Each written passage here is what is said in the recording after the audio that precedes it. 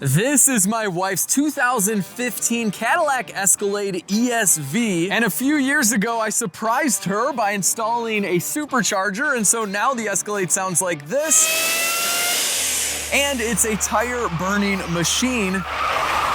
She even drag raced it at the track with me inside and all the car seats and everything, and it did pretty good. Keep going.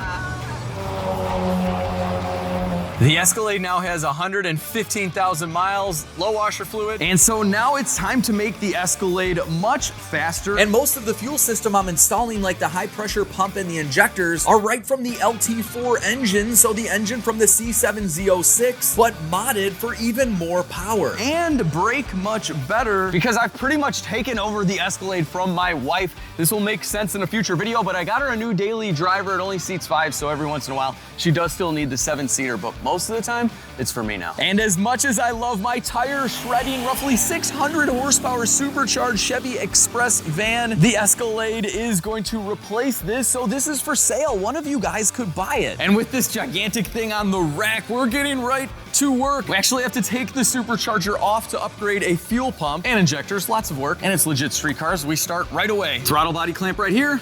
Disconnect the mass airflow sensor. Oh. 34,000 miles of being on there, but our intake is off.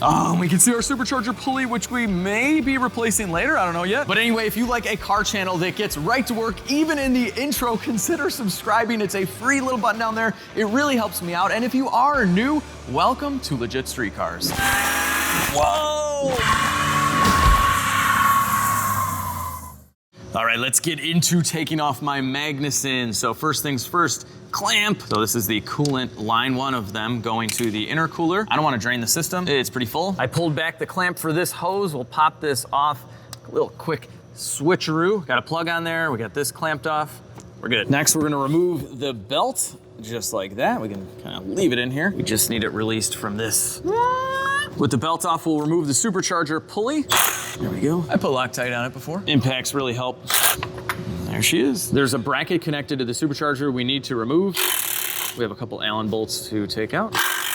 There we go. She's coming out. She's coming out. Okay, there goes that bolt. Okay, that didn't hit the ground, so that's fun. I believe I have everything disconnected off the supercharger, and we're ready to hit up these 10mm bolts. A lot easier said than done, because they're right there, and yeah, and back there, I have an extension on one of them. Very difficult, very difficult. I'm using a swivel 10 at the other end. Oh, this is such a pain. It's on such a bad angle. Can't see nothing. Now I can. Get it?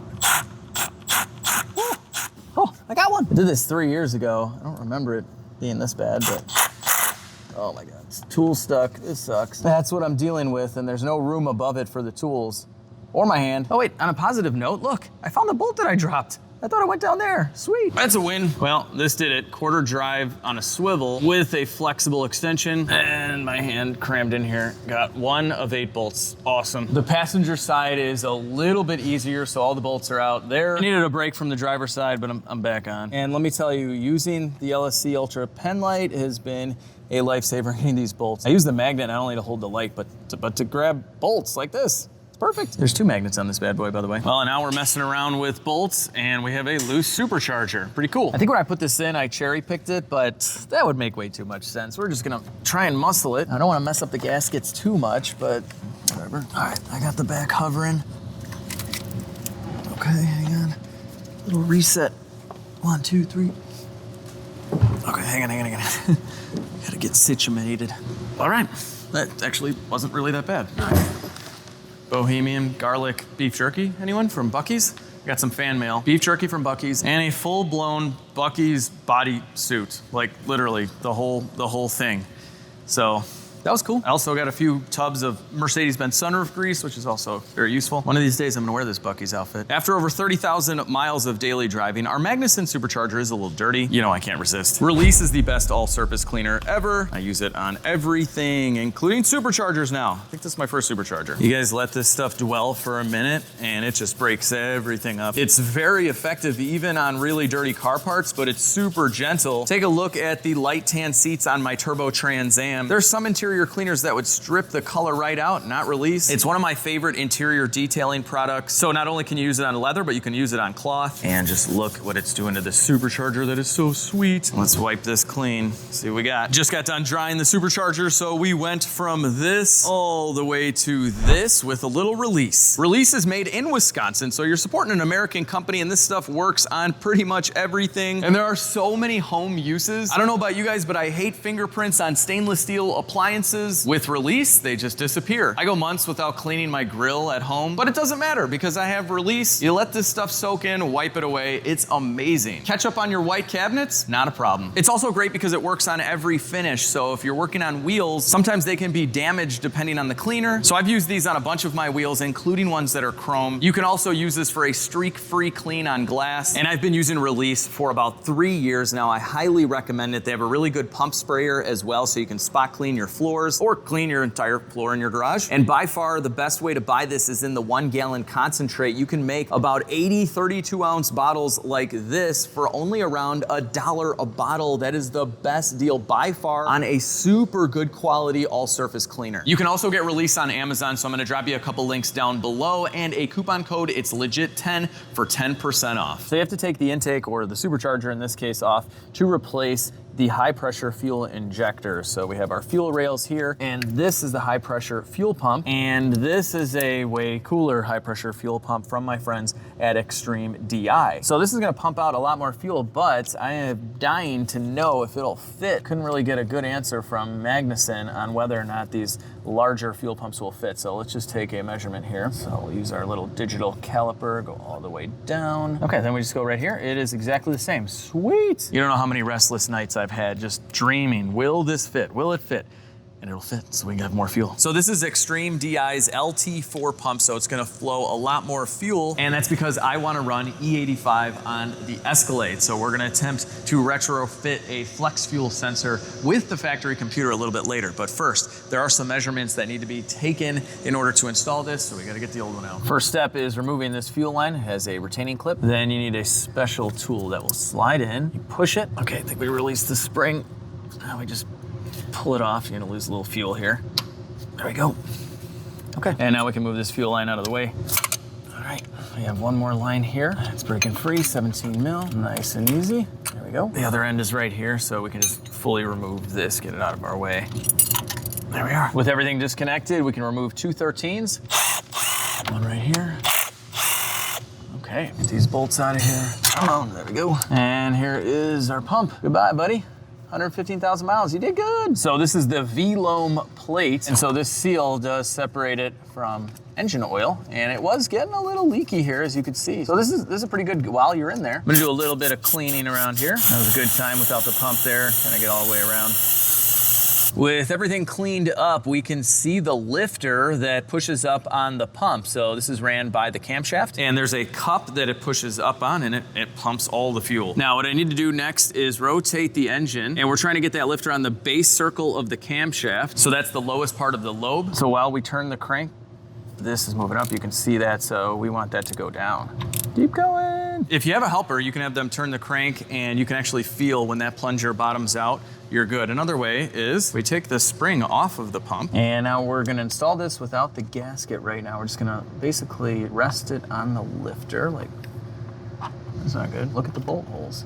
Oh, they don't line up? They don't line up at all. Okay, well, we have to make one little change here. I'm gonna remove these 5 mils. And all we have to do is rotate this 180 like that. So you can see here on the old gasket that there is a short side and a long side. So mine wouldn't line up at all, but that should fix it. With this clocked properly and our gasket in place, we're gonna go ahead and reinstall. I'm just using these bolts to align it. Now, if we turn the crank, we see this going down. As soon as it stops going down, we're at base circle, which actually might be right there. Yeah, it's perfect. Base circle right now. We should have about a 1 millimeter clearance here. Stacked up some feeler gauges. It's a little loose in here. We'll add another gasket in a minute. Right now, we're gonna turn this to get it to the high point. So you can see this thing is going up right now. So now the cam lobe is at the highest point. We're gonna remove this. We're gonna go back together now without the gasket, like that. Now we're gonna gently gently tighten up these bolts and make sure that this bottoms out. So remember, we're on the highest point of the lobe on the cam, and we're drawing this guy down. Go really slow, don't force this. And this is probably the most important thing to double check when you're replacing the pump, because if it won't sit flush without the gasket, you run the risk of the rod inside of the pump just getting bent and damaged, meaning that you would need a lot more shims. So this is kind of just like a double check. So right now there's absolutely no clearance between the valley plate and our high pressure pump flange. So that's good. We know it will not destroy the pump. So it'll destroy my head though. Ow. Before we do our final pump installation, we're gonna do the injectors. And so more fuel lines to crack. I don't think it's a good idea to remove the rails with this line in the middle. It might flex too much, so we're just gonna remove it. Then we can remove these guys individually. It might be easier too. All right, there we go. The S line. Now we can go around unplugging the connectors. Pull up the safety and they come right out. Well, this is something I've never seen before. I've disconnected all the injectors and I'm just going around loosening up the harness from the rail. It's held in with Velcro. It's kind of cool. It's reusable. Oh, and if you guys are curious, these are my intake valves after 34,000 miles. The valves themselves aren't dirty. That's good. It's mostly the valve stem. And I know the intake runners in the head look dirty. They just get dirty right away. But overall, this isn't bad. I cleaned them at 80,000 miles. It's got 115. And I could easily pick away at what's on the stem, but the valves are still clean. I can hear you guys yelling at me through the screen or the camera or somewhere in the comments. I should tape up the intake ports. I know. I usually do. Just excited, but I'll do it now. We now have 4 13s on each side. So with all those loose, we gotta pull on this. I gotta give this a little persuasion here. I'm gonna be firm. Come on, injectors. You are loose. Oh my gosh. Okay, that was like 10 minutes of prying. Use this little bear claw tool on my ratchet. This is kind of cool, and it worked. You can get into little tight spaces without a big pry bar. But anywho, here is one of our rails. Now we can more easily disconnect the fuel pressure sensor. There we go. All right, injectors are out. Here are the new injectors from Xtreme-DI. These guys are your one-stop shop for anything direct injected. I use their fuel system for my Ford Taurus SHO. Amazing customer service. I love these guys. And so these are LT4 injectors, but plus 30%. So they are a little bit larger. And I'm almost positive that they gave me a candy in here. It might be some for the install, I don't know, but we gotta open it up and taste it. Are you candy? Looks like candy. Let's see, what do we got? No way, it is candy. Get out of here, it's green. So I had no issues with these injectors, 115,000 miles. They're working well. Just a little crust, but these are the 2 seals right on the bottom. They are rubber, so there's no crush washer or anything. If we were gonna reuse these, I would definitely replace these seals, but we're not gonna reuse them. So next up, we have these very strong clips to pop up. So this part is similar to doing port injectors. Everything is just stronger and bigger. Yeah, this requires quite the brute force to remove. Get out of here. All right, we're gonna hold that up. Should be able to pull this injector right out. Okay, so we're gonna remove this clip. This is inside. Come on, a little twist. We're gonna shoot some air in here. See if that helps. Okay. Kind of popping out a little. Not really. Okay. Come on. Jeez, this is crazy, guys. There's just a little rubber O-ring in there. Woo! There she is. Oh my gosh. Oh yeah, that thing is a little deformed also. Wow. Look at that. I gotta say, this is a lot more difficult than port injection, but we know that some of these direct injectors have little crush washers and they get frozen in the cylinder head. It's very similar to a diesel, also direct injected. This is a little melty, not gonna lie, but I'm gonna go for it. What does Xtreme-DI candy taste like? They're really good at fuel injectors and fuel pumps, so I don't know about candy. Actually, it's really good. They're really good at candy. I don't know if they just sent that to me or if they send it out to everybody, but buy yourself some injectors, get some candy. I don't even know what flavor this is, guys. It's like, it's really tasty, it's green. I can't explain it, but what I also can't explain, but they explain for you, is the direct injection calibration sheet. Actually, I can't explain this for you. Basically, they test each injector and they test the flow rate and they write down specifically exactly what they flow. That way, when the tuner is calibrating for the larger injectors, they can put in exactly what these things are flowing and get this tune spot on. So also, if you're curious, these DI injectors are equivalent to 2,000 cc. That's crazy. Like, I have cars with 1,000 cc injectors that'll do like 900 horsepower. So does that mean the Escalade is gonna have 1,800 horsepower? No, but it could. Technically. So if you look here, it says 3712. That lines up with this injector. So what I'm gonna do is put that in the cylinder 1 location so we can just keep track of all of this. So if they go through the effort of giving us the injector data per injector, we better remember which cylinder it goes to. Got a little MB sunroof grease on this, and now we'll slide it in. Wow, that went in really nice. All right, now we can go back together with our clip. There we go. Ah, okay. This is not fun, guys, not fun. Candy's good though. Man, that's good. All of our fuel injectors are done, ready to go in. Almost, this is nasty. Now, normally I would blow out spark plug holes or injector holes before you take them out, but it's completely blocked. So look at all that crud that's built up. We should be able to vacuum most of this. Oh, that was like a moth or something. Get out of here, this is so bad. After vacuuming everything, I found a Q-tip that fits in here perfect. And now I'm gonna spray brake clean in here. Blow this out with some air. Q-tip is very tight in there, so nothing's getting in. All right, this is my third Q-tip, but I think I have this pretty clean where it matters. I'm not gonna worry about all this stuff around here. It makes no difference. This is the only spot that it seals. And with the brake clean, I've gotten everything out. Kind of hard to tell, but it's shiny and clean in there. I'm gonna take this one step further. I have this plastic cleaning tool. So once I have all the debris out, I'm just gonna go in there like this, and we're just gonna clean it back and forth. Then the Q-tip goes back in as a plug. Brake clean, work it back and forth. Before I take that out, I'm gonna blow it out. Then remove the Q-tip, and that is minty fresh. Anyway, so that's the procedure I'm doing. I recommend it. So far, it's going really well, and now I have 6.5 left to do. While I clean the others, I plugged all of these up, so I was going around one by one, cleaning them, blowing them out. Didn't want anything going anywhere it's not supposed to go, which is in the motor. But anyway, these are all blown out. Now we can remove our Q-tips. Thank you, Q-tips. You saved our engine. With everything cleaned up, and you guys know how much I love borescopes, we gotta look inside.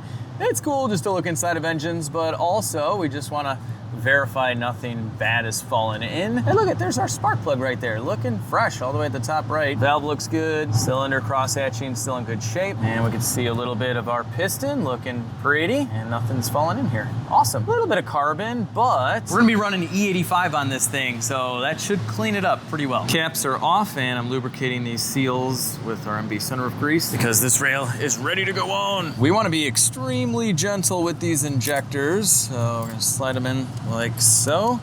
Okay. These seated down in there pretty nice. I'm just tapping them all the way in. Once they're bottomed out, you can go ahead and tighten up the bolts. And 18 foot-pounds is the torque spec. I'm just going around right now, making sure we're all torqued up. Perfect. All right. That's done. I just got done bolting the other rail in, so fuel injectors are complete. And now I'm doing my final measurement here on the pump. So I installed 3 gaskets. I think that'll get us pretty close. And here is my technique, which I find to be really important. So if you just put this in loose or loosely put the bolts in there, you can rock this too much. You'll never get a measurement that way. But if you can just get the bolt to draw it in right where it just flattens it out. So I'm just going back and forth, basically until this is just barely touching. And look at that, it's solid, but we haven't pushed down or preloaded it at all. This is 1 millimeter worth of feeler gauges, and we just go right back in, and it's a little loose. I think one more gasket will do it, and we should be good. Here we are, 4 gaskets. These are steel, so similar to a head gasket, a multi-layer seal head gasket. This is gonna seal up just fine. This is the procedure. Don't forget your spring, that is back on. And with the bracket installed as well, it's a little bit more difficult to get it back here. All right, now we're going back in with the bracket. Pops down, sweet. And we'll start these definitely by hand. Something else that's really important is on this final install, give it about a half turn, go to the next bolt. This will take you a few minutes. Don't just zip this down, just do it 100% by hand. And the reason, you have that cup that has to contact the lifter. You don't wanna just run one bolt down. It'll be cockeyed, and then if you tighten up the other bolt, it could actually damage the rod. So I know I'm showing you kind of a lot of steps here, but I just wanna make sure that your installation is successful. So just take your time, guys. It's gonna be worth it, all right? You don't wanna take your intake manifold or supercharger off to do this again and trash an expensive pump. So just drawing it down, nice and easy. That's bottom, and that's bottom 2. Cool. They do recommend you replace these bolts. 18 foot-pounds is the torque spec. All right, we're done. I'm waiting on new fuel lines from GM, so while we have time, we have to replace spark plugs. We're going with 2 steps colder and gap down to about 27 thousandths. I'll pull our wire out, take a look at these plugs, although in the borescope they look good. Here we go. It looks perfectly fine, and with the Magnuson kit, they just have you use the factory plugs, but since we're going for more power, I wanna go colder. Reduces our chance of detonation. New spark plug going in. You guys have seen me do plugs on these trucks a few times. I just got 7 more to go. Spark plugs are all done. Time to pull the tape and get ready for a blower. I don't know know why I'm showing a piece of tape, but this is a blower. Our last step before the blower goes in is actually replacing the fuel lines, and I question whether this is necessary. According to GM, you have to replace the fuel lines. According to most manufacturers, high pressure lines need to be replaced. They're one-time use. Some people say if you can't see any of that blue on the threads that it needs to be replaced. Mine looks good, but I don't want any problems. So I got both of our fuel lines for about 110 bucks. Well, this is funny. You can't always believe the internet. There's no blue on the new lines whatsoever. So don't worry about the blue. Just replace your lines if you don't want any problems. I don't know. Comment down below. Have you not replaced high pressure lines and not had an issue? I have in the past, but whatever. This is the right way, people. So we'll get this S1 on first and get these started like so. And this guy, this also comes with a new mounting bolt. Tighten that up. Now snug these lines up like so. It's good. And then we have brand new line number 2. And make sure the ball is perfectly lined up, and then you can start to thread. And this should be really easy. High pressure lines are tight. It is time for low pressure. Get on there, low pressure. All right, snaps in. And then we have our little safety clip.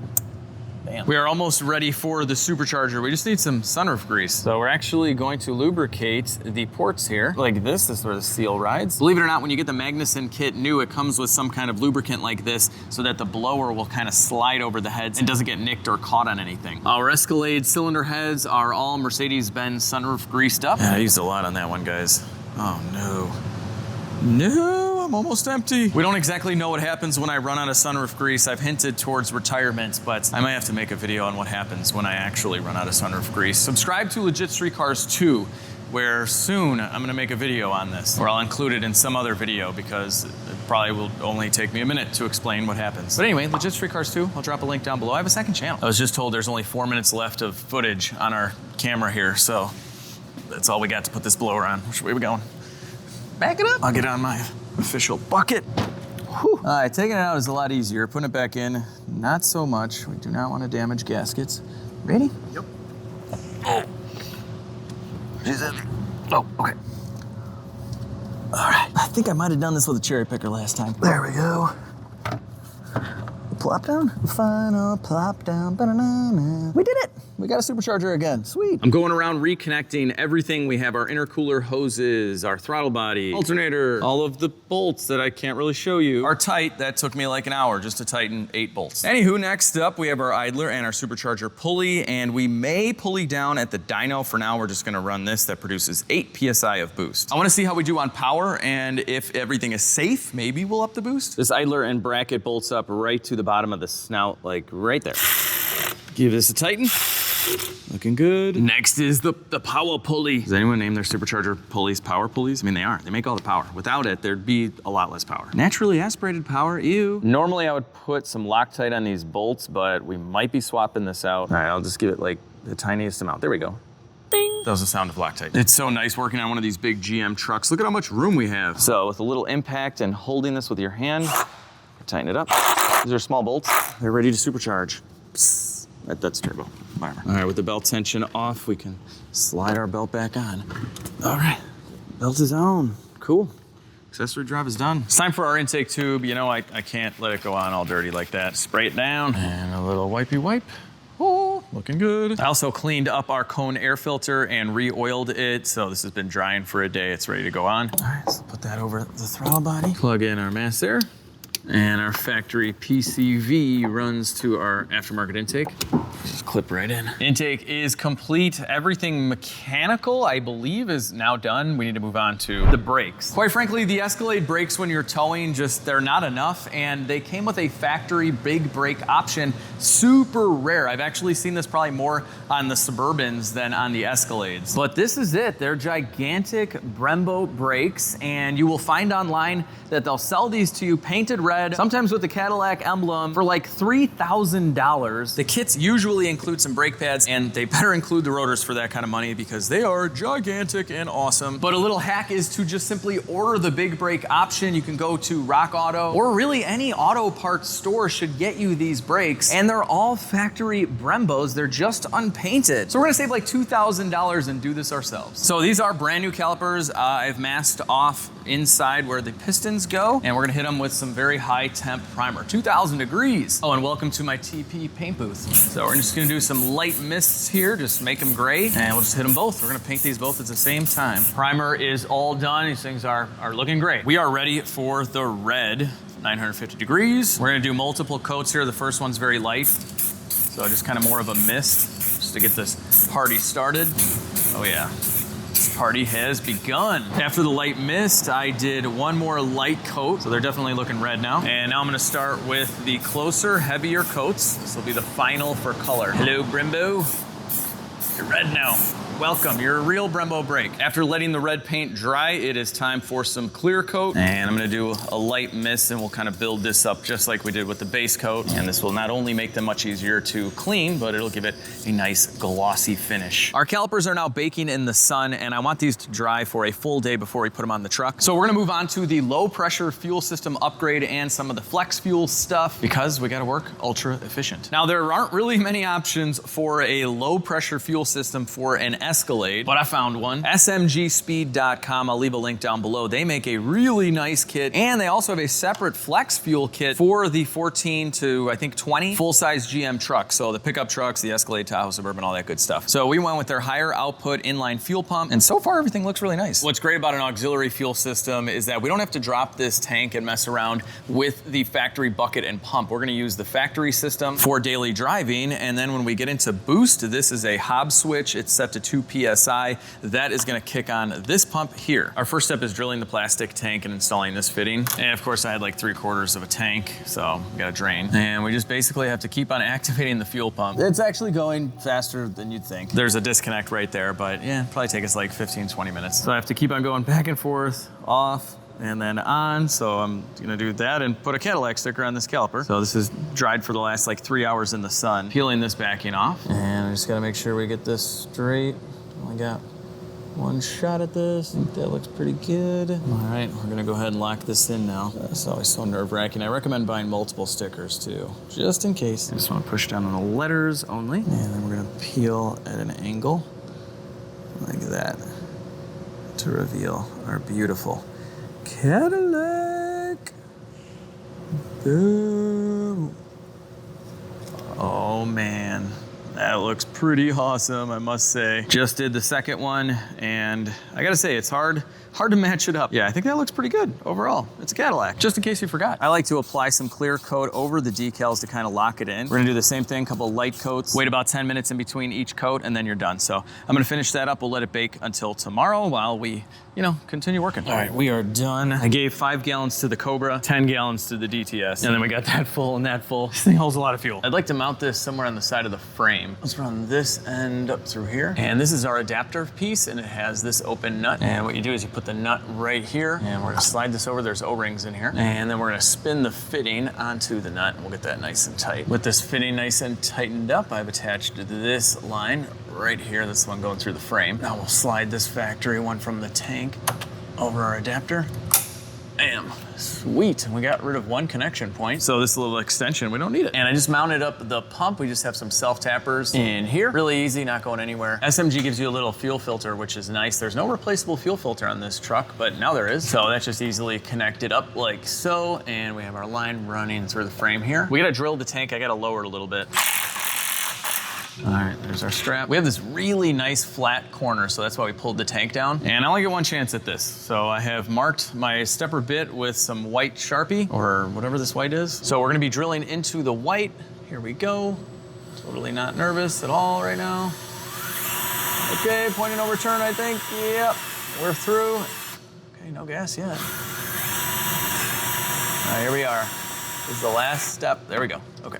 There's our hole. Wow, she's thick. So we didn't drain all of the fuel. It was reading like about 12 or 15% left, which is an 1/8 tank. That's where we're at. So if we bore a scope inside of the fuel tank, you can see the sender to the left, and the fuel is very low, and you can see there the ripples, the waves of fuel. So the hump right in front of us is this hump right here, and everything is strapped in right now. So at an 1/8 tank, the fuel is just barely not able to fill that cavity. So at a 1/4 tank, we're gonna be fine. So basically my rule with the Escalade will be not to race the car when it's below a 1/4 tank. But realistically, every time you are accelerating, all the fuel is going all the way to the back of the tank. tank, we'd probably be okay as is, but just to be on the safe side, above quarter tank means we can go ahead and beat on the Escalade. Before we install our fitting, we're gonna use thread sealant with PTFE since we are gonna be using E85. So just get a bunch on there, all over the threads. Seal up, little buddy. And now we can thread this right into the plastic tank. You kind of gotta push, be gentle, make sure it's straight.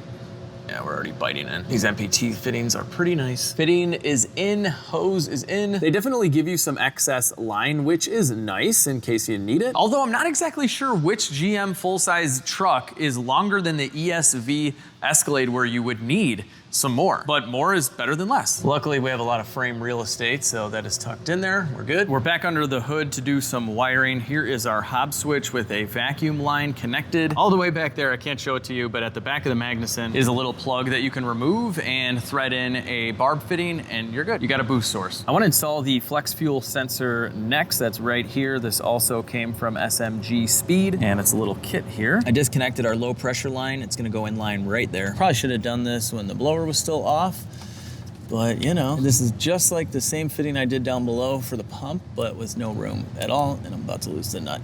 There it is. Yay, that's totally gonna fall. So I have this tight. Now we just need to plug this guy into here, like that. With our ethanol sensor mounted, we need to tie this into the factory computer with this white wire. Because even though this car didn't come factory with flex fuel, a lot of these full-size trucks did, so the computers are all the same, we just have to pin it. So this is one of the connectors going to the ECU. And we'll remove this. And then there's some more clips on the inside, little pick helps. Oh, she's coming out on this side too. Okay, this guy's coming out. There we are. Okay, now we can see the pins. This is our pin. It's going into number 38 here on the harness. So we'll slide it on in. So it's right there. It's marked in white. Like every truck and year is different. Like Tahoe, Suburban, Escalade. Some of them are pinned, some of them aren't. You really do have to look up the wiring schematic for your VIN. Next up, we're gonna steal power from an ignition coil. SMG gives you a really neat little jumper harness to do that. So it's just plug and play. And now we can just plug this into the ignition coil. There we go. All right, so now we have power for the whole flex fuel system here. I mounted our relay for the low pressure fuel pump down here. Yes, there are leaves. It's a daily driver. So this is the main power that's gonna be going to the pump. Now we need to find switched power in order to activate the relay. So we just don't want this pump on all the time, only when the engine is running or the key's on. So I'm going around testing fuses. That's our one, 11.6. I test this with key off and it at 0, so we're gonna pull from here. This is called a fuse tap. So we're actually gonna remove the factory fuse, like that. And we're gonna install it here on the bottom portion of this circuit, like that. So the truck doesn't know any better. It's still using its 10 amp fuse protection for that circuit. Now we are gonna plug it in like that. Now we can just throw our cover on. There we go, and no one was ever here. Stock. Here's our wiring at the bottom of the pump, so that is complete. The wiring's just running up with the fuel line. Now being in Chicago, I do have to think of rust protection, so I'm gonna go ahead and recoat all of this. I love my AMSOIL heavy duty metal protector. I also love my LegitStreetCars license plates, and I think we can put the two together. This is like a great shield right on the frame. I mean, we use a ton of rock salt in Chicago, so I'll take anything I can get for protection. This will protect. All right, just drill a couple holes in my frame, totally normal. And we're gonna line up our license plate with these holes, and I tapped them. Bam, look at that. That's pretty sweet. I was gonna bend this up, but this is like really nicely sealed. So I'm gonna leave it. So anyway, there she goes. We'll see what this looks like in about a year. Oh, hang on, we gotta give it a chance here. We'll spray it down. So this goes on liquid, but it'll dry as a wax. I sprayed the Escalade frame and everything underneath here about 3 years ago. It's holding up pretty good. Every once in a while, you might need a little spot treatment like that. Leading edges kind of chip off after a while. Overall, she's looking pretty good. We sprayed down the whole rear end, also looking nice and non-crusty like you see all the time. Probably one of the most important areas to spray, it would be hardware. But yeah, it's been 3 years, so not a bad idea to just go over it again like that. Super cheap. I'll leave a link down below and you can get 25% off. It's time, people. It's time. Well, not for stock Cadillac wheels, but for our gigantic brake calipers and rotors. Let's take these big 22s off. All right, wheel coming off. Ooh, look at how small those are. I'm so glad this is still here. Look at the heat spots on this rotor. These things are absolutely cooked, and this was from the last time we were towing a car. This was on our trip to Atlanta to pick up the AMG GTR, so a very long trip, and the brakes were brutal. There were a lot of times I didn't know if I was gonna make it. Like, they were heating up and fading so bad. Not having trailer brakes probably didn't help either, so we're really making this the ultimate tow rig with big brakes and the trailer brake. So we get to remove the caliper and the bracket all in one, since we're replacing both with our big caliper. That is on number 4 right now. Are you kidding me? Well, the bottom usually is stuck more than the top. That makes no sense. The bottom bolt always gets more salt and rust and whatnot, but that one came out. Gotta get out the big guns here. It was easy. I think that thing does 400 pounds of torque in reverse, so I guess I do 405 pounds in reverse. There we go. Get out of here. Oh, these pads are really bad. Oh my gosh, look at that. Wow. We got equal wear. You know, usually the inner goes a little bit before the outer, but that's pretty awesome. This is a great while you're in there. Don't forget your T30. I totally didn't try just hitting this with a hammer and forgetting all about the screw. I wouldn't do that. Bloopers, people. Watch the bloopers. Anyway, rotor's coming off, no hammer needed. Okay, it's a little rusty. It's always a good idea to clean up the hub. You just get a little rusty. This isn't too bad. You don't have to make this perfect. Just give it a little scuff. And a very small amount of anti-seize goes a long way. Put it on like this. And I just take a rag or a paper towel and then just kind of wipe it on. Again, it doesn't need to be perfect. You're just helping the next guy. So the brake rotor comes off. That's it. We're ready for the rotor now. Look at the difference. Are you serious? These things are gonna have no problem stopping this like 6,200 pound monster. Here we go, here we go. Rotor going on. These are directional. They say passenger side on this side, driver side on the other side. There we are.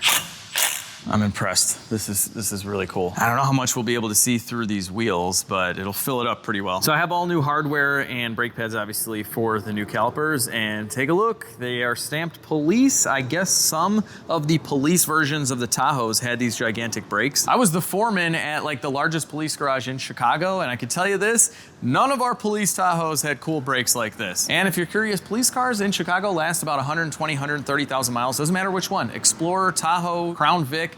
They're just done at that point, just done. These are massive 6-piston. We're gonna put a little bit of lubrication around the area that those pistons contact so we don't have any squeaking issues. There we go. Next we have the brake pad clip. It's going in from the bottom, so we can snap this guy in. And we'll install the brake pads now. And I have the other brake pad in as well, so you're pushing up against these clips. And then we have brand new pins going in from the back.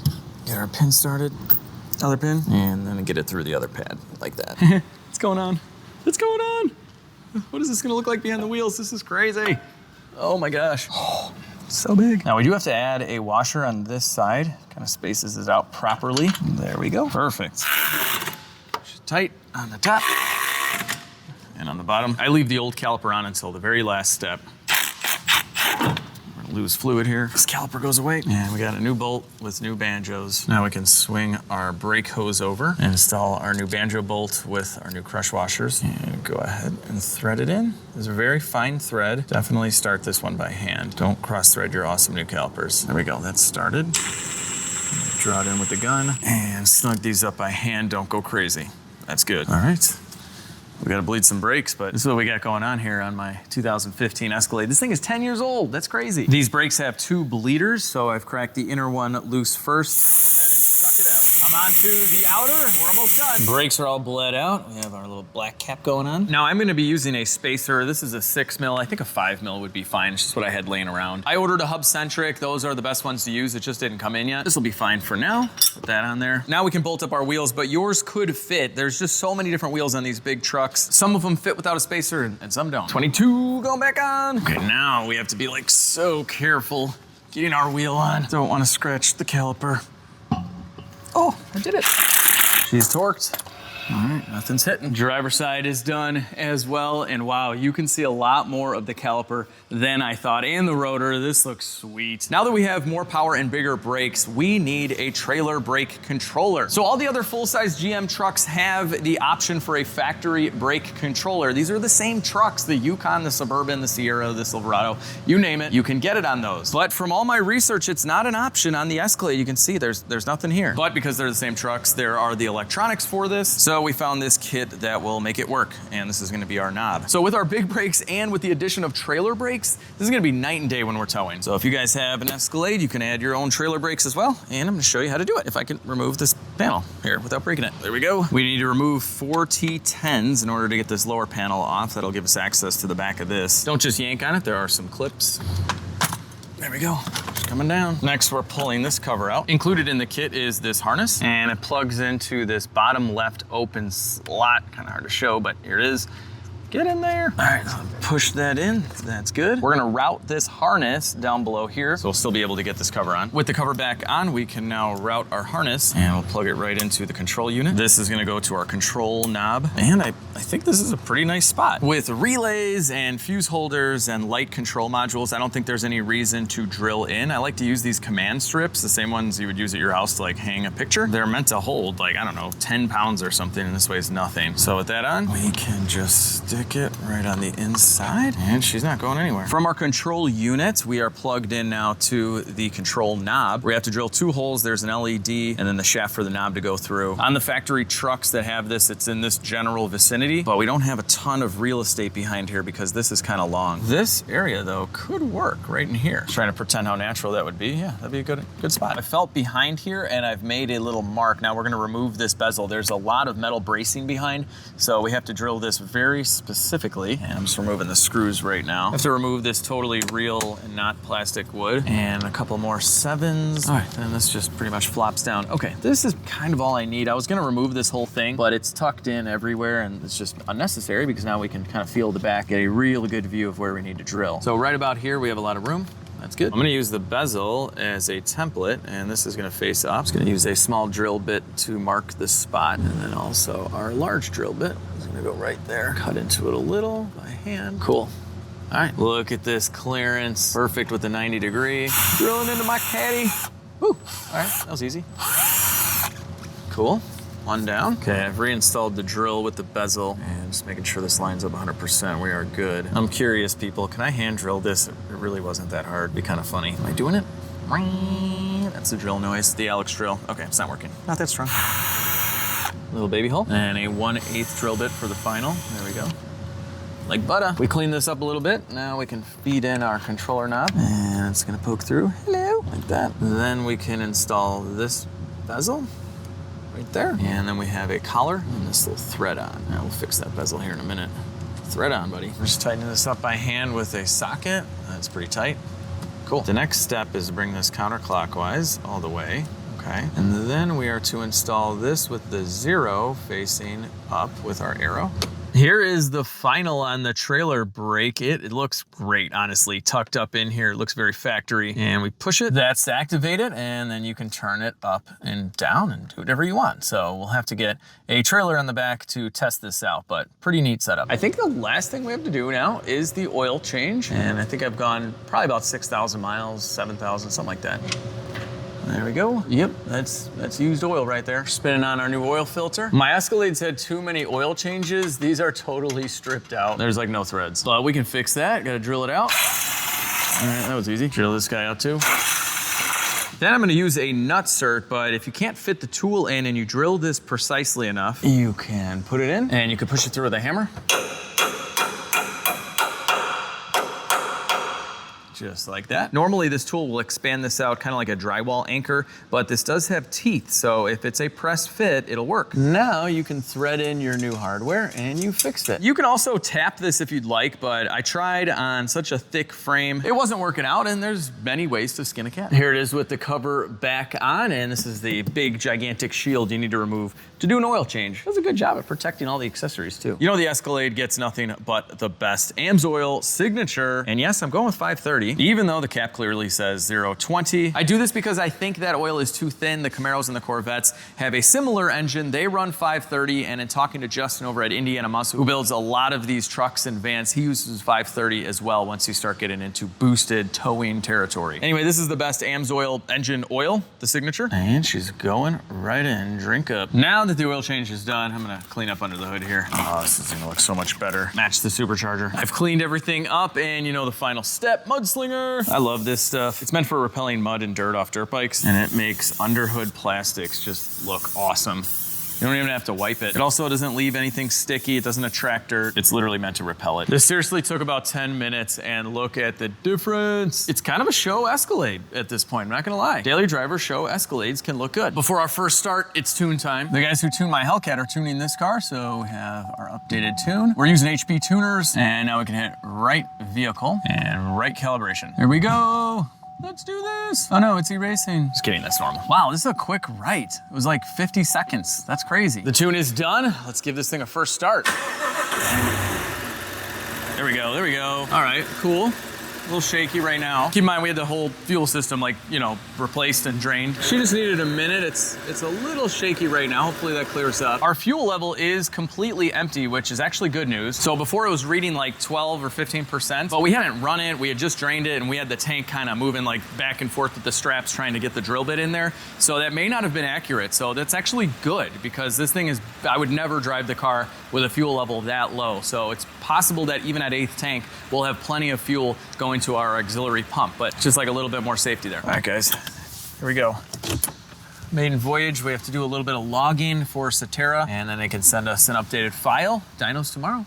Let's drive. Well, we had a very uneventful drive, which is a good thing. The truck feels great. And now it's time for some E85. All right, it's a beat up handle here, man. There we go, first time. This is kind of a momentous occasion. E85 in the Escalade. None of the Escalades were compatible with the E85. I mean, they're compatible, they just weren't set up that way from the factory. I'm cruising the Escalade home right now, just doing a really nice long driving log for Jeremy at Cetera, but everything is looking good. This thing is running amazing. And I gotta say, these brakes are like, oh my gosh, they work really well. So here's what it looks like when you're logging on HP. I didn't fill up all the way at this one gas station because the ethanol doesn't seem to be very high content, 44%. I just filled up the GTR by my house and it was 70, so I'm gonna go get more fuel over there. It's the next morning. I've gone through 2 tune revisions. It was a little bit lean, so we added some more fuel. It's running great. And now I think we're getting the good stuff. So some of the pumps don't actually say E85. They have some minimum rating, 51% to 85% or something, but it doesn't say E85. I know they all legally have to say something like that, but the ones that say E85,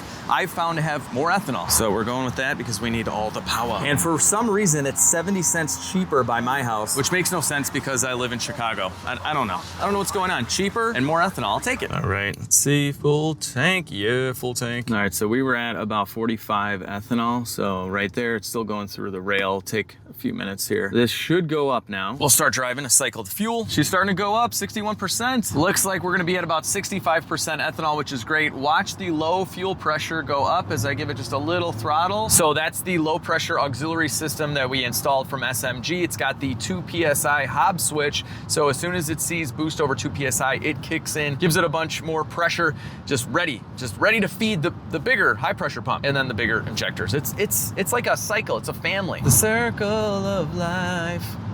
Is that the Lion King thing? We are in wonderful Hampshire, Illinois. For those of you not familiar, it's the country. Lots and lots of corn out here and phenomenal roads. Woo! All right, can't go too crazy, it's not tuned yet, but maybe after the tune, we'll go out to Mexico City, Hampshire, Illinois. Why does everybody say Mexico when they're joking around about that stuff? Are there no speed limits in Mexico? Can you literally just do whatever you want? What's the deal with that? Here we are. So we're at Cetera, but also Dyno Tune MP. Hey! Those are the guys that have tuned some of my Ford stuff. And they're right next to Cetera, who is big into, you know, Hellcats and Mopars and stuff. Where are they? They're also big into GM as well. Look at that. New C8, they're into a lot of stuff. The guys are strapping down the Escalade to the dyno here at Cetera. We are in the Lion's Den. A bunch of Jeeps and Mopars everywhere. It's not really the Lion's Den. I don't think there's a Cadillac versus Jeep rivalry. We're all friends here. And you guys remember Jeremy from my Hellcat videos. He is the premier Mopar tuner and he did a great job on the Hellcat. That thing made a ton of power. Look at that, 791. And I beat the ever-living crap out of it.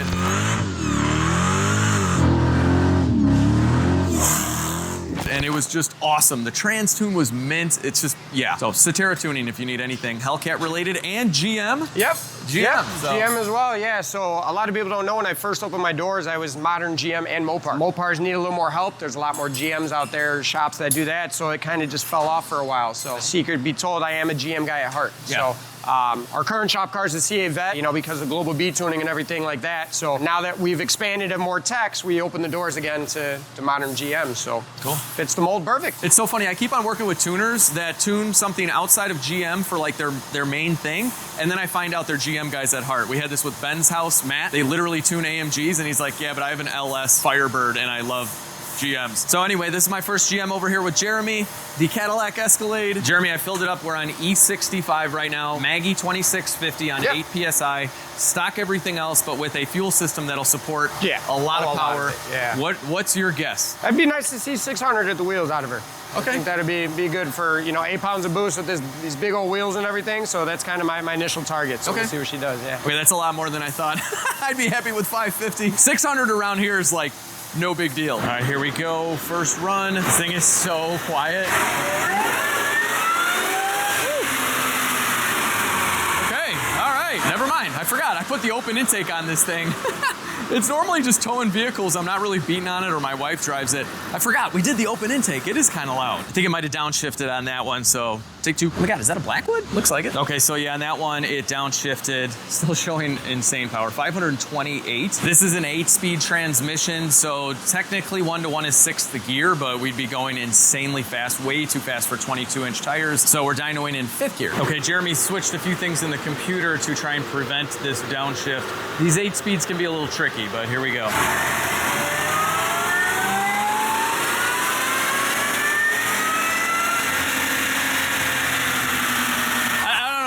I love supercharger whine. What do you like more? Like a spooling up turbo or a good supercharger whine? I'm torn. All right, so that was a decent run. 517 horse. It is running pretty rich right now though. 560 foot-pounds of torque. That's crazy. So Jeremy's logging with a wideband. The Escalade does not have a factory wideband, which kind of stinks, but it is what it is. Yeah, we have our boost reading on the dyno. She's not actually making 8 pounds.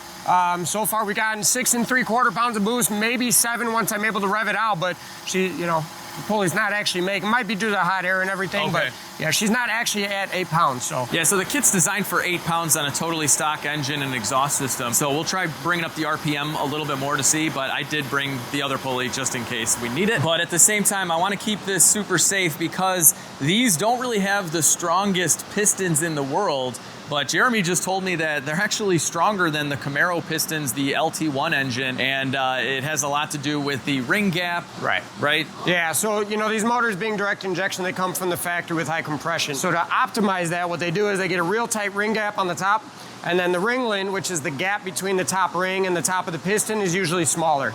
Very common on NA setups. So this being designed for naturally aspiration, those pistons are cast. They're not very, very strong. So when you introduce boost, it makes extra heat. And usually the failure comes from the ring expanding, and it's called pinching the ring. That will then take a chunk of the piston out, and that's the most common failure on any of these modern direct injection setups. So the trucks are a little different than LT1 based on design. So, you know, they're designed for towing and that. So they tend to take a little more abuse than like the LT1, LT2 like in my Vet. But that's why you don't see big power out of these when you normally do pump, gas, and boost, because you got to be very careful. So smart move going with the E85 that cools everything from the inside out, so it allows us to lean on it a little bit more without having to worry as much. So we're big fans of corn here, especially with the flex fuel, so it's the best way to go. And being out here in Hampshire, Illinois, they can literally just walk across the street and cut the corn down themselves, smash it up, and just make the ethanol right here. Absolutely. So we got barrels everywhere because it's cheaper that way. Absolutely. We have so much corn. So in this case, I am mostly running E85 for safety reasons and not necessarily for increased power. It's gonna run cooler, it has a really high octane, and we're gonna run this a little bit richer. So there are some things you can do when you're running E85 to kind of save a car or an engine that has weaker pistons. Personally, I'd rather have the weaker pistons than like the really brittle, weak rods. Yeah. Because then you're just done. It hits a certain power. And rods, and that just goes in its destruction. You know, ringling goes out, you get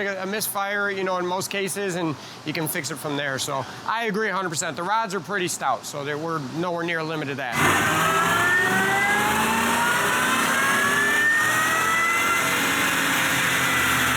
All right, sounded pretty good. I'm doing double camera duty right here. I like to show you guys the cluster shot, and normally I can just put this on the windshield. There's nowhere to stick it to, so I'm doing one of these. Oh man, this made a lot more power. So he eliminated the first run off the dyno graph, so we're not gonna see that anymore because it downshifted. So these are the last 2 runs. We had 517 and then 546.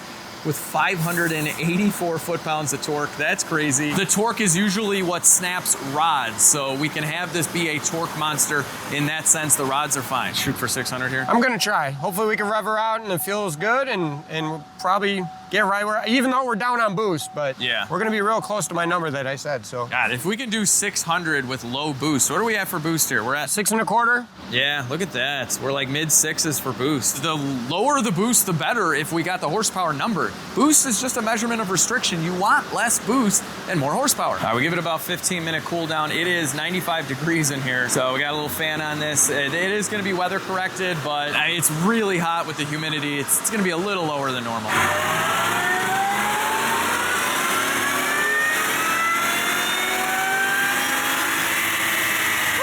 I don't know about you, but that felt strong. It felt good. And we did get a little bit more boost. I'm not even gonna look at the number yet. Let's look at Jeremy's face first because he knows the number. So close. All right, that's a good face. Whoa, look at that. 592 and almost 600 foot-pounds. Are you kidding? Are you able to monitor knock on this? Oh yeah, absolutely. We're good? Absolutely no knock. Awesome. Yeah. And so. what about air fuel running this E85? Yeah, so direct injection is very different than port injection. So we actually run a leaner air fuel ratio than what most people are. So on our port injection cars, 11.0 is where we'll normally target. On this, it's going to be high 11s, low 12s. So it's kind of like a normal NA car for the Hemis. But you don't want to pool fuel on top of the piston. So you have to run a little bit leaner. So targeting to see around 11.8, 12.0, like you said, to keep it a little on the safer side. But zero knock. I was a little lean right at the top, so I'm going to iron that out. But yeah, that's where she's going to be here. So I mean, if you wanted pulley swap, that's up to you. But I mean, that's 600 on a hot day. Yeah, I don't know, guys. What would you do? We can gain another like 2 PSI with the pulley. The intended purpose of the Escalade is mostly tow rig and daily driving with the family. So do we need it? I don't know. What do you think another 2 PSI in the Magnuson 2650 will do for us? In this heat, 40 to 50 horse. Okay, and then what's your level of piston? Like, how happy are the pistons at that point? So if this was a car, I'd say absolutely. Knowing how you're gonna use it, and you thought you were coming in at low to mid 500s. Yeah.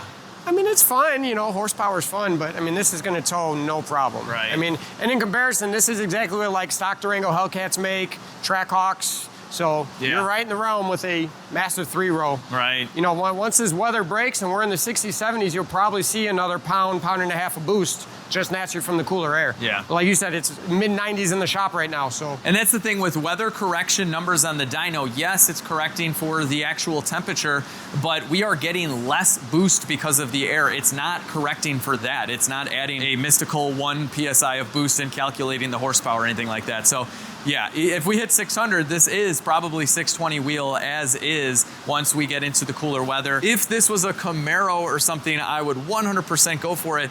But this truck weighs, I think, 2,200 pounds more than a Camaro with a similar engine. So it's just a lot more strain on everything. I think I'm gonna leave it, guys. I think I'm gonna leave it. Let me know, what would you guys do? Motor, I'm not overly concerned about. It's got 115 on the clock, so tolerances naturally loosen up. That's why LS Junkyard motor builds are so effective, because they're loose. So they just, you know, get a little extra blow by and they live forever. But the one thing that doesn't get that is like transmissions and the drivetrain. So, you know, to introduce an extra 150, 200 foot-pounds of torque on something with 115,000 miles, that's probably more of where the risk is at, not the motor. You know, even though you got corn on it, it's gonna be fine. The drivetrain is more of where I guess the alarm would be. All right, we're doing one last pull. It's been only 5 minutes, probably not gonna make more power. We're just double checking that the fueling at the upper RPM is perfect, and then that's it. This thing is fully tuned. Well, you never know with Jeremy. He might have something up his sleeves here, who knows?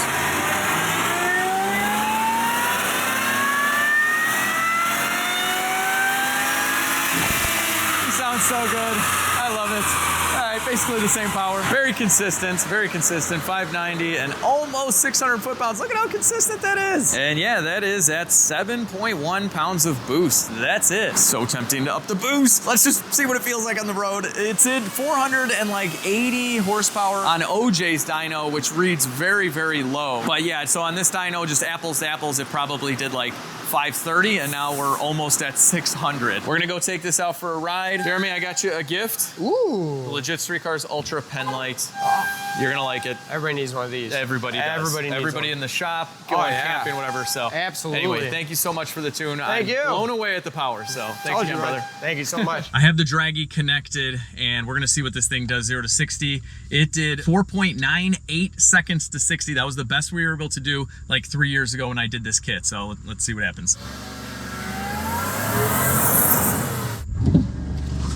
my gosh. I was not expecting that at all. Okay, I probably could have launched that way better. I was gonna stall it up, but it just wanted to go on me. So yeah, okay, that was 5-1, but hang on. All right, here we go. Breakdown.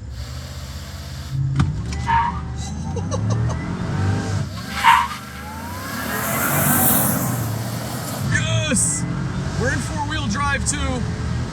Oh my gosh. Oh, we got 4.8. So my goal for this truck has always been to have it faster than the new Escalade V, which the ESV does 0 to 60, I think like 4.5 or 4.6, but you know, those are like the best conditions ever. So if it was cool out and not 95 degrees, I think we could hit that. But I ran a 13.2 with my wife in this and like 100 less horsepower. The Escalade V is at like a 12.8, the ESV. I forget the calculation, but 0.2 off your 0 to 60. I think that's around 0.4. I think it's double in the quarter mile, something like that. So we could be right there. I love summer and I don't like when it's cold, but I kind of wish it was cold right now. All right, I put it back into two-wheel drive mode.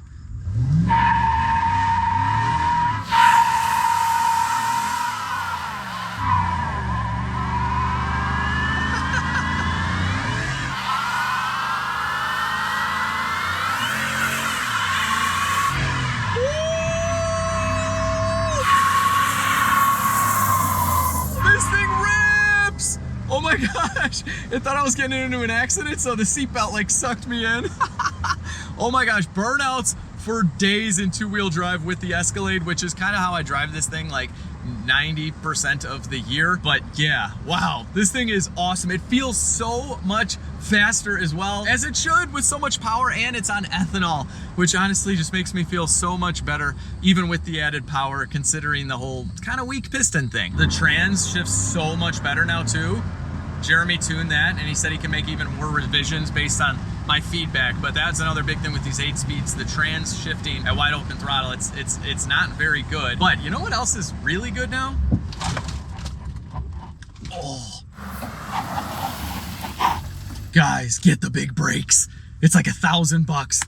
They work so well. I cannot wait to tow something. And I did kind of buy another car, so hopefully soon. Hang on, I gotta try this again. Oh. Oh my gosh, this thing rips. Oh, that launch. It is a great launch, guys. Oh my gosh. Oh, you gotta be kidding me, guys. This thing is way, way faster than the Escalade V. Look at this. 4.2 to 60, 4.2. We were basically at 5 before. Oh, wow. That is nuts. So the Escalade V ESV, it does like 4.5 and it runs like a 1270. Oh man, I really want to bring this to the track now. Wow. All right, I'm going back into two-wheel drive mode. I was not expecting that, seriously. I just let it cool off for a little bit and I launched a little higher RPM. Wow. I love this Escalade. This is like soaking in right now. I mean, a car that does 0 to 60 in 4.2 seconds, that's like a newer Camaro or a Mustang. That's really fast. That's so close to 3 seconds in a 6,200 pound Cadillac Escalade. That's insane. Hang on a second, I gotta ask AI something. If a 6,200 pound truck goes 0 to 60 in 4.2 seconds, what does it run in the quarter mile? That's a fun question. Generally, a truck that can hit 60 miles per hour in about 4.2 seconds is gonna be pretty quick. Typically, that sort of acceleration suggests a quarter mile time in the high 11s to low 12 seconds, but it can vary depending on traction, power, and other factors. It's definitely impressive. Guys, I'm kind of getting scared that AI is going to take over the world. In this case, I don't agree that it would run high 11s. That's kind of wild. When it did 0 to 60 in 5 seconds, we ran a 13.2 in the quarter mile, and that was with a bunch of baby stuff and 2 people in there.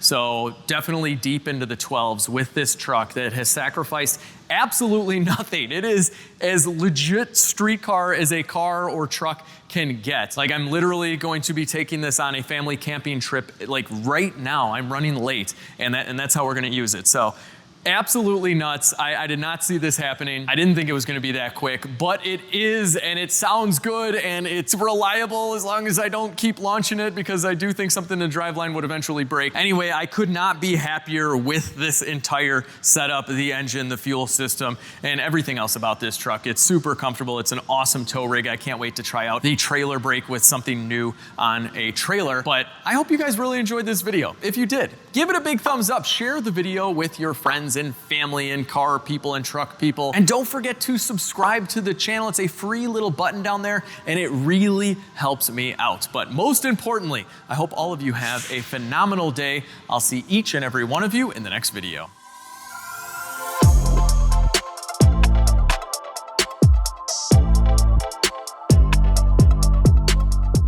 Don't forget to enter to win my supercharged Chevy Silverado. This is an absolutely beautiful truck. It's a Z71 LTZ trim, and it's got a blower that sounds like this.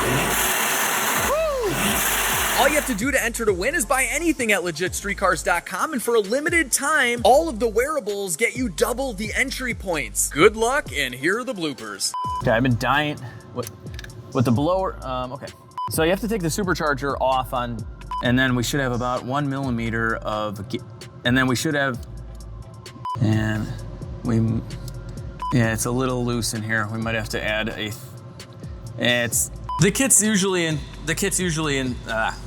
usually include some, but an awesome hack is to just simply order the parts for the big brake option Suburban. So we save like 2,000 bucks. I hit a bunch of almonds. Bad idea. They're really good almonds, but one of them I think is stuck in my throat. I think I'm as clogged up as direct injected valves at 100,000 miles. That's what we're gonna do. But first, there's a monkey on the engine. So we're gonna route this harner. We're gonna new spark plug going in. New spark plug going in. SMGSPEED.com. I'll drink a. So let's see. In the car world on the CT. In the car world and the Gen 2 CTS Vs and auxiliary fuel system, the factory fuel So what's great about an okay. But we now know that, but at a standstill at an 8th tank, but when you're let's see.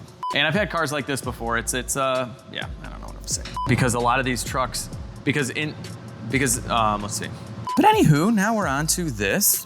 One of our Anywho, I want to see how power goes. I want to see what we can make on. I want to see how. Let's see. Is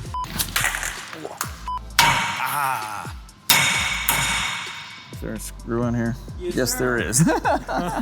Don't know what else. Yep, she's a C8.